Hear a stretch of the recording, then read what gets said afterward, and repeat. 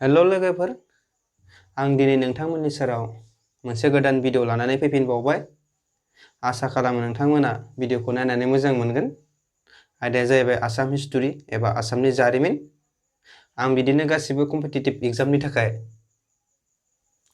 गोदान भिडिअ लानानै फैबाय थायो। नोंथाङा जुदि आंनि चेनेलाव गोदानब्ला चेनेलखौ साबस्क्राइब खालामनानै ला आरो आं बे आयदानि सायाव भिडिअ लानानै फैबाय थागोन। फैदो दाना जागायनोसै गोलाव खालामालासिनो। नाम्बार 1 कुइसन, गाहायाव होनाय सोर सासेया आसामनिफ्राय दान्डि मार्च एबा संख्रि सोमावसारनायाव बाहागो लादोंमोन? आं अपसनखौ बुंलांबाय थाला, भिडिअआ गोलाव जागोन, ओंखायनो आं कारेक्ट एन्सारखौल' बुंलांबाय थानोसै। बेनि राइट एन्सारा जागोन लीलाधर बरुवा, अपसन डि। लीलाधर बरुवाया आसामनि जानानै संख्रि सोमावसारनाय एबा दान्डि मार्चआव बाहागो लादोंमोन। बे दान्डि मार्चखौ एबा संख्रि सोमावसारनायखौ महात्मा गान्धीया 12 मार्च 1930 निफ्राय जागायनानै 6 एप्रिल 1930 आव फोजोबदोंमोन। बेखौ सत्याग्रह होननाबो बुंनाय जायोमोन। बे दान्डि मार्चखौ संख्रिनि सायाव टेक्स लानायनि थाखाय एबा संख्रिनि सायाव टेक्स फोनांनायनि थाखाय ब्रिटिशफोरनि हेंथा सोमावसारदोंमोन महात्मा गान्धीया। नाम्बार 2 कुइसन, उदांस्रि आसामनि गिबिसिन गभर्नर एबा हादरसा बेंगिरिया सोरमोन? बेनि राइट एन्सारा जागोन सार मोहम्मद आकबर हायदारि।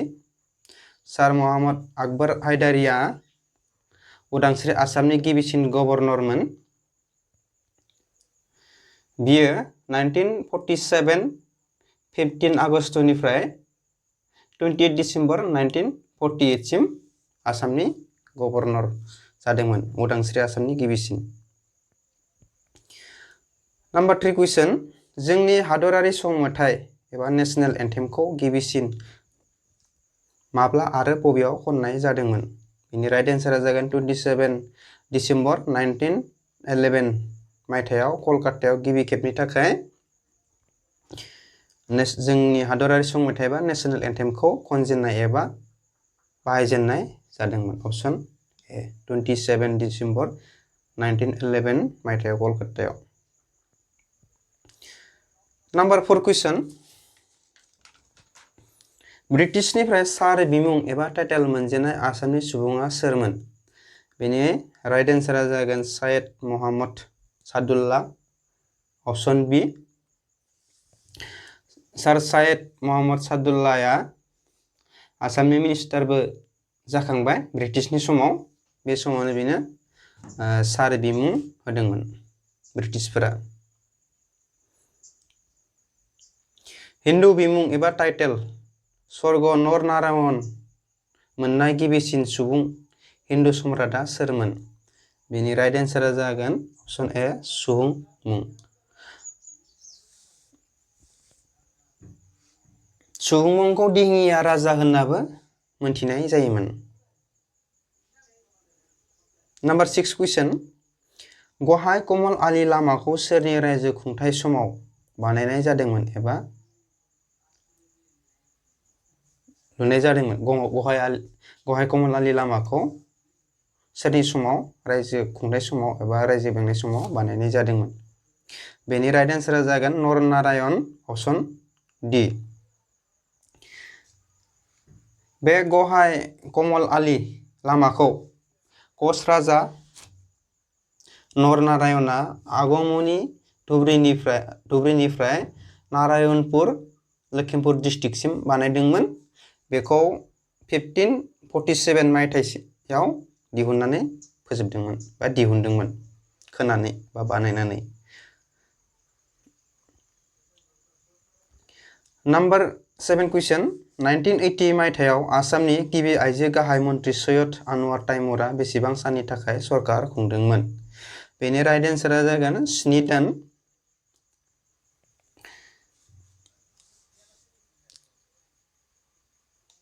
सैयद आनवार ताइमुरा 6 दिसेम्बर 1980 निफ्राय 30 जुन 1980 सिम आसामाव सरकार सालायदोंमोन एबा सरकार दादोंमोन। आनवार तैमुरानो भारत हादरनि बयनिख्रुइबो गिबिसिन आइजो चिफ मिनिस्टारमोन। इम्पर्टेन्ट। नम्बर 8 कुइसन गाहायाव होनाय सोरखौ भगदत्तनि फिसाजो होनना गनायनाय जायो? बेनि राइट एन्सारा जागोन भानुमति। ऑप्शन बे भानुमतिखौ भगदत्तनि फिसाजो होननानै गनायनाय जायो। नम्बर 9 कुइसन गुवाहाटीनि दिघली पुखुरी एबा हाखरा सोरजों सोमोन्दो दङ? बे गुवाहाटीनि दिघली पुखुरी एबा हाखरा भगदत्तजों सोमोन्दो दङ। भगदत्तआ जावदोंमोन एबा बानायदोंमोन। बेनि राइट एन्सार जागोन ऑप्शन ए।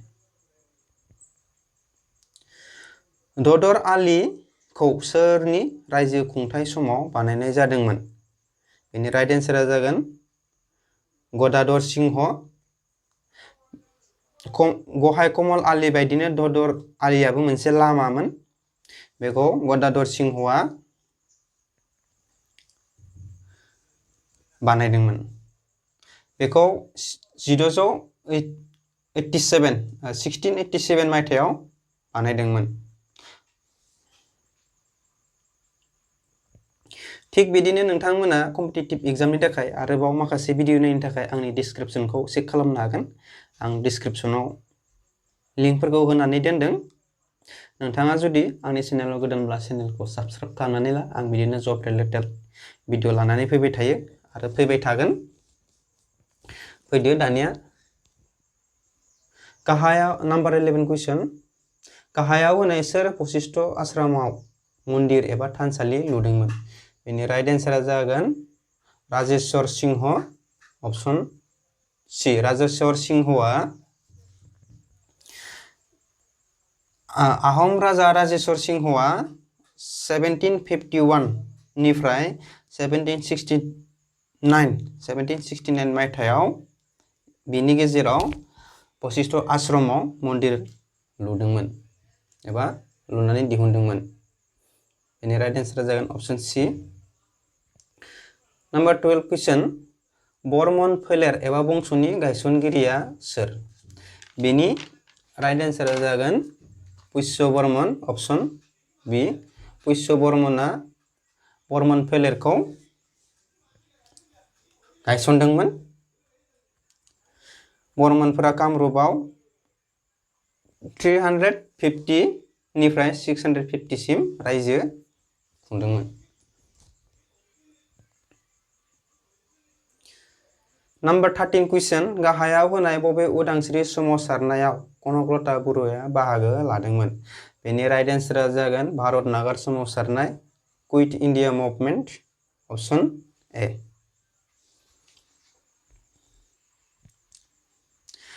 बे भारत नागार सोमावसारनायखौ 8 आगस्ट 1942 मायथाइयाव जागायदोंमोन। बेबो गोसोआव लाना। नम्बर 14 कुइसन राजा बिश्व सिंहनि बिफानि मुङा मामोन? राजा बिश्व सिंहनि बिफानि मुङा जाहैबाय हारिया मण्डल। ऑप्शन डी हारिया मण्डलनि फिसाज्लामोन राजा बिश्व सिंह। नम्बर 15 कुइसन बेसेबां मायथाइयाव मल्लदेबा नरनारायण बिमुं एबा टाइटेल मोनदोंमोन? बेनि राइट एन्सारा जागोन 1540। Option C 1540। 1540 मायथाइयाव बिश्व सिंहआ थैनायनि उनाव बिनि फिसाज्ला मल्लदेबा नरनारायण बिमुं लाना क'च रायजोनि राजा जादोंमोन। नम्बर 16 कुइसन सोरो बिनि बेंनाय एबा सासन खालामनाय समाव नारायणी मुंनि रुफानि रांखावरि एबा मुद्रा एबा कइन दिहुनदोंमोन? बेनि राइट एन्सारा जागोन नरनारायण। ऑप्शन बी।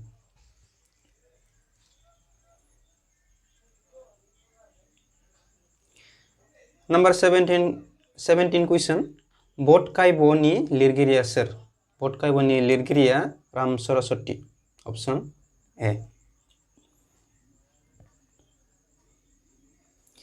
नाम्बार 18 कुइसन सोर आहम राजाया आदि भुयाफोरखौ खर' दैखांनो हायै गादबना दोनदोंमोन?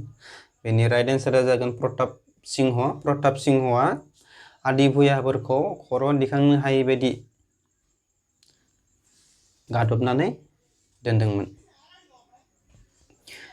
नाम्बार 19 कुइसन सोर आहम राजानि आमोलाव एबा बेंनाय समाव बर बरुवा आरो बर फुकन मासिखौ सोरजिना होदोंमोन? बेनि राइट एन्सारा जागोन प्रताप सिंह। प्रताप सिंहनि रायजो खुंथाय समाव एबा बेंनाय समाव बर बरुवा आरो बर फुकन मासिखौ सोरजिना एबा बानायनानै होदोंमोन। दिनैनि लास्ट कुइसन जोबथा कुइसन नाम्बार 20 कुइसन सोर आहम राजाखौ बोराय राजा होननाबो मोनथिनाय जायोमोन? बेनि राइट एन्सारा जागोन option C Pratap Singh. Option B सोरबा सोरबा बैसोगोरा जानानै राजा जानायखाय प्रताप सिंहखौ बोराय राजा होननाबो बुंनाय जायोमोन। सोर आहम राजाखौ बोराय राजा होननाबो मिथिनाय जायो होनब्ला जोंहा प्रताप सिंह। दिनैनि भिडिअ एसेनोसै। नोंथाङा जुदि आंनि भिडिअखौ नायनानै मोजां मोनबायब्ला चेनेलखौ साबस्क्राइब खालामनानै ला, लाइक खालाम, शेयार खालाम आरो नोंथांमोना माबायदि भिडिअ लाबोजानो लुगैयो कमेन्ट खालामनानै खोन्थाहर। आं बेबायदिनो भिडिअ लानानै फैगोन। आसा खालामो नोंथांमोना भिडिअखौ नायनानै मोजां मोनबाय। दिनै भिडिअआ एसेनोसै।